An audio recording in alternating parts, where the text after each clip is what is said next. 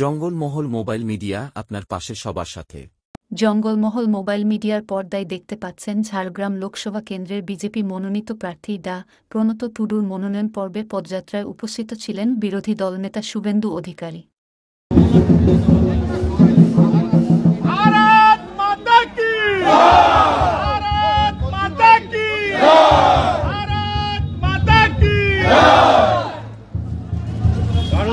জিতকার জিতকার জিতকার Sidhu জিতকার জিতকার জিতকার Sidhu জিতকার জিতকার জিতকার।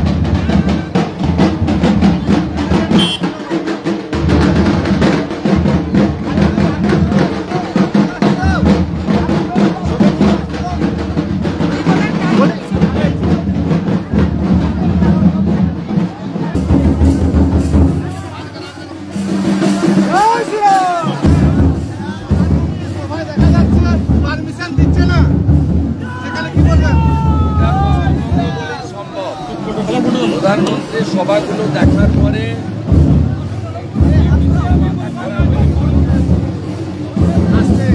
Election কমিশনের উচিত অবিলম্বে চিফ সেক্রেটারিকে এবং ওই জেলার বিজেপি প্রার্থীদেরকে শাসক দল বিভিন্ন জায়গায় বাধা দিচ্ছে। বিজেপি প্রার্থীদেরকে আতঙ্কিত, দফায় 6টাতেই হেরেছে, পরের দফাগুলোতেও দফা রফা হবে, তাই আতঙ্কিত জয়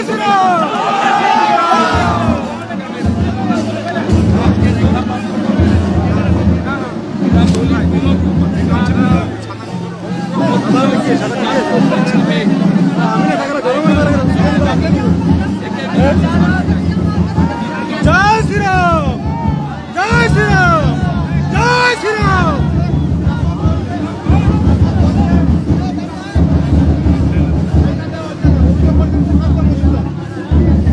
ইতিমধ্যে আমাদের পার্টির পক্ষ থেকে শ্রী বাজরিয়া অভিযোগ করেছেন লিখিতভাবে, লড়াই কমপ্লিটলি জনগণের সঙ্গে, মমতার প্রশাসন পুলিশের রয়েছে।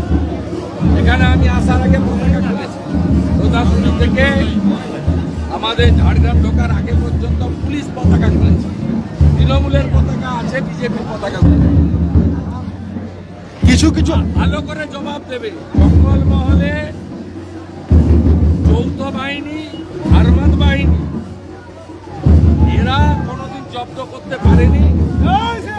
সহজ সরল সাদা সিধা মানুষ, যত পুলিশি অত্যাচার হবে, মিথ্যা মামলা হবে, তত জঙ্গলমহলের মানুষ ভোটের দিন সুদে আসলে তুলবে। কিছু কিছু চাকরি প্রার্থী শান্তিগুজা এবং জাস্টিস গাঙ্গুলির বাড়ির সামনে বিক্ষোভ দেখাচ্ছে, এটা নিয়ে কি বলবেন? তৃণমূলের আমার বাড়ির সামনে কোনো লোক যায়নি, এলে ভালো করে খাইয়ে দিব। আজকে হাইকোর্টে বিকাশ রঞ্জন ওই মহিদুল বলে একটা দালাল আছে,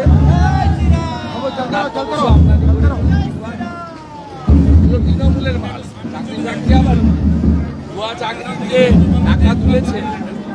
আমি ঝাড়গ্রামের লিস্ট প্রকাশ করে দেবো কারা চাকরি করে। বলছি হ্যাঁ ঠিক আছে। একটু প্রেসকে